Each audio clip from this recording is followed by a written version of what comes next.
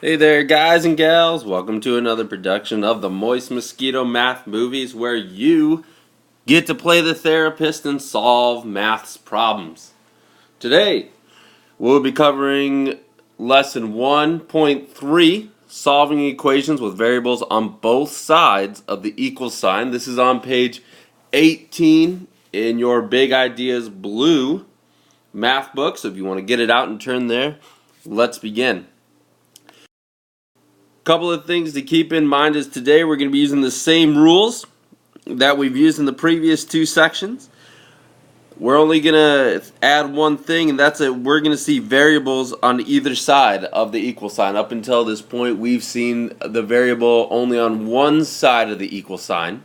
So it's going to add one step, and that one step is to collect the variables on the same side of the equal sign. And kind of a rule of thumb, it's not really a rule, you can do it either way, but a hint, I try to work with positive variables, so I'll always move the variable that will give me a positive variable on the other side, and you'll see what I mean by that as we get started doing some examples. The second thing that we're going to do is just solve using the inverse operations like we've been doing in the previous two videos. If you're not sure how to do that or you need a refresher, go ahead and go back a couple of videos, watch 1.2 or 1.1 to get a refresher on that. Here's the first problem that we're going to be dealing with. We have 15 minus 2x equals a negative 7x, and you'll see what I meant at the beginning is that we have variables on both sides of the equation. Okay, so what we're going to want to do is we're going to want to get the variables, in this case x, on the same side. Now we're going to do that by using the inverse operations. Okay, I like to work with positive variables if I can. You don't have to, but either way you'll get the same answer. Okay, so I'm going to show you how to work with positive variables on this step, and then from then on you can do whatever floats your boat. So to work with positive variables, I'm going to move the 7x over to the other side. So we're going to use the inverse operation, which is going to be plus 7x here. And then we're going to have to do that to both sides. So we're going to add 7x over here. Okay. The negative 7x plus the 7x on the right side leaves me with 0. On the other side, I get a negative 2x plus 7x. That gives me a 5x. And then we don't forget to bring down the 15. So we have 15 plus 5x, because a negative 2x plus 7x is a positive 5x, equals 0. Now I need to solve this equation just using the rules that I've learned in the last couple of sections. I need to get rid of that 15 by using the inverse operation. So I'm going to subtract 15 from both sides. Okay? And I'm left with 5x equals a negative 15. Now to finally solve this equation, I just need to use the inverse operation. I need to divide by 5 here and divide by 5 here. And when I do that, I get x equals a negative 15 divided by 5 is a negative 3. Okay? X equals a negative 3. Now if you wanted to, back up here in this original step, if you wanted to add 2x to both sides and get 15 equals a negative 5x, you would have got the same answer. It just depends on your personal preference. Okay? You would have got x equals negative 3 in both situations. Okay, so we got x equals 3. Let's say we wanted to check our answer. We go back and we plug negative 3 wherever we find an x into the original equation. Okay, so we have 15 minus, which is what I've done here. 15 minus 2x, which I replace with a negative 3, equals a negative 7 times x, which I again replace with a negative 3. Then you just have to work it out and see if it matches. Okay. On the left side, you have a negative 2 times a negative 3 gives you the positive 6. Okay, so we bring down the 15, 15 and a positive 6. And then we have negative 7 times a negative 3 over here. From there, you do your addition. 15 plus 6 gives you a 21. A negative 7 times a negative 3, and negative times a negative is 21. 21 does in fact equal 21. So you know that your answer of x equals a negative 3 is correct. This is example number 2 in your book. This one involves some distribution. So just a couple of steps that we're going to have to do prior to combining our variables, because you'll see once again we have a variable on the left side of the equal sign and a variable on the right side of the equal sign. So let's walk through and let's solve this one step by step. First thing I would do is distribute. Okay, so let's distribute that negative 2. Negative 2 times x is negative 2x. Negative 2 times the negative 5 gives us a positive 10. Okay. On the right side you have 6 times 2 is 12. And then 6 times a negative 1/2 x is going to be a negative 3x. Okay. So I got that, if you're confused where I got that negative 3x, I did 6 times a negative 1/2 x. Half of 6 is 3, and it's negative, so a negative 3x. Now this looks like an equation. This part right here looks like an equation that we can solve. We just need to get our variables on the same side. Okay, you can get either side, it doesn't matter. I'm going to choose to move the 3x to the other side. So the negative 3x, I'm going to do the inverse operation, and I'm going to add 3x. If I add it to this side, I need to add it to the other side. It cancels on this side. Negative 2x plus 3x is just 1x, or x, you don't have to put the 1. Then that leaves us plus 10 equals 12. Okay? To solve for x, I need to use the inverse operation of plus 10, and to take that away would be to minus 10. So minus 10 from both sides. I'll get x equals 2. Okay? Again, you can test this out to see if you're correct. Alright, here we're going to check our answer, and how I've done that is I've plugged in a 2 for wherever there was an x in the original problem. So I replaced a 2 for x here and a 2 for x here. Now I'm just going to go through and solve and see if in the end we get the same number on both sides. Alright, first thing is to distribute. A negative 2 times 2 gives me a negative 4. Negative 2 distributed to the negative 5 gives me a positive 10. On the other side, you need to multiply. 2 times the negative 1/2 is a negative 1. And I bring the rest down, so the 6 comes down and the 2 as well comes down. Distribute the 6. 6 times 2 is 12. And then 6 times the negative 1 is negative 6. So now I'm to the equation negative 4 plus 10 equals 12 minus 6. Negative 4 plus 10 is 6. 12 minus 6 is 6. And since both sides equal 6, I know that my answer x equals 2 is correct. Okay, here's one you're going to try on your own. This is on your own, number 1. Negative 3x equals 2x plus 19.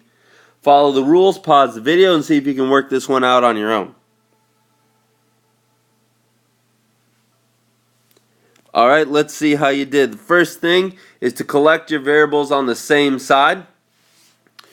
So if you want to work with positive variables, you could add 3x, or if you just want to skip that step, I'll show you how you can skip that step. You'll get a negative 2x here. You'll minus 2x here. Then you'll get a negative 5x equals 19. And then you should have divided by negative 5. Divide this side by negative 5. And you'll get x equals 19 over a negative 5. Or that comes out to be a negative 3.8. Okay, and now I just want to show you how you could go either way. Over here, you'll notice that we just subtracted the negative 2x. We didn't worry about working with positive variables. I like to do it. You might like to do it. But I want to show you how you'll get the same answer anyway. Here, we were working with negative variables. Over here, we'll do it with positive variables. So I know that if I want a positive variable, I'm not going to subtract 2x. I'm actually going to add 3x to both sides. That leaves me with 0 on this side because there's nothing over there. 5x on this side plus 19. And then I need to subtract 19 to do the inverse operation. Okay? Subtract 19. And I'm left with the negative 19 equals 5x. Then use inverse operation to divide by 5. And you'll see that x equals negative 19 over 5, which is the same exact thing here that we got right there, itty bitty. So any way you want to do it, it does add an extra step when you want to work with positive variables. It does have the potential to be a little bit longer, but for some it might be less confusing to work with positive variables. Any way you want to do it, you'll get the right answer. Here's another on your own that I'm going to let you do. This one involves you will have to distribute first. So pause the video, and then when you get the answer, unpause, and we'll work this through together.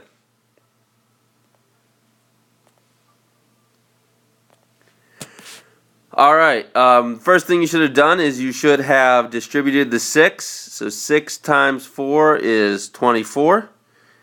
Then 6 times the negative z is going to be negative 6z. That equals 2z. Now we need to combine our variables. And I'm going to add 6z since this will accomplish both tasks of combining our variables and also working with positive variables. So I'm going to do the inverse operation of subtraction, and I'm going to add 6z to both sides. And that leaves me with 24 over here. And 2z plus 6z is 8z. Then to solve for z, I need to do the inverse operation, which is going to be dividing. And I should get z equals 24 divided by 8, which is 3. Z equals 3. Okay? And it is proper to make sure that you write your answer so that the variable is on the left side. So you read it z equals 3 as opposed to 3 equals z. Okay? It's just, I guess, more proper to write it in this form right here. Okay, this problem here is going to present us with a special little equation, a special little situation that we're going to have to deal with, and as I work it out, hopefully you'll spot it. Alright, simple equation that we have. We know what we have to do. We need to combine our variables on each side. And to do that, we're going to add 4x. It doesn't matter which 4x you add, you'll get the same answer. I'm just going to choose to move this one to the other side. So add 4x. Add 4x. Okay, this is going to cancel out. Negative 4x plus 4x is 0, leaving me with 3. Over here on this side, over here now, this is where I'm looking, a negative 4x plus 4x is also going to cross out and leave me with 0. So I'm left with 3 equals a negative 7. That is not true. 3 does not equal negative 7. When you get to a solution like this, where you have two numbers that do not equal one another, your answer is no solutions. Okay? What that means is, no matter what number you put in for x, those two sides will never ever be equal to one another. Here's a second special example, and you'll see what I mean by the time we get to the end. We have 3 times 4x minus 1 is equal to 12x minus 3. We're going to distribute the 3 to the 4x, and that gives us 12x. Distribute the 3 to the negative 1. 3 times the negative 1 is 3. On the other side, we bring down 12x minus 3. Now we need to get our variables on the same side, so I'm going to subtract 12x here. Subtract 12x here. 12x minus 12x leaves me with 0, so just a negative 3 on this side. And 12x minus 12x on this side is 0, leaving me with the negative 3. We are left with negative 3 equals a negative 3. When this happens, you have infinite solutions. No matter what number you get or you put in for x, it will always be true, whether x is 1, 100, or a billion. Any number is going to work for this equation. Okay? You might have been able to pick up on it at this point right here when it was 12x minus 3 equals 12x minus 3. You could have seen that both sides are going to be equal to each other, but just to make sure, we go ahead and subtract, and we're left with negative 3 equals negative 3. Infinite solutions. Okay? Last one, I want you to try this one on your own and see what you come up with. Pause the video, and unpause it when you get the answer. Alright, for this one, we need to combine our variables. So we're going to do x minus x. That leaves us with 0 or nothing, so 0x. And then we have 8 equals 9. That's not true. And so our answer is no solutions. Okay, that's the answer that you should have got for that. Well, that brings us to the end. We had a lot to cover. This was a really long video, so I think that you deserve a corny joke. That joke is this. What do you call a group of unorganized cats? The answer? It's a catastrophe. Guys, thanks for tuning in. Hopefully you learned something. And we'll see you next time.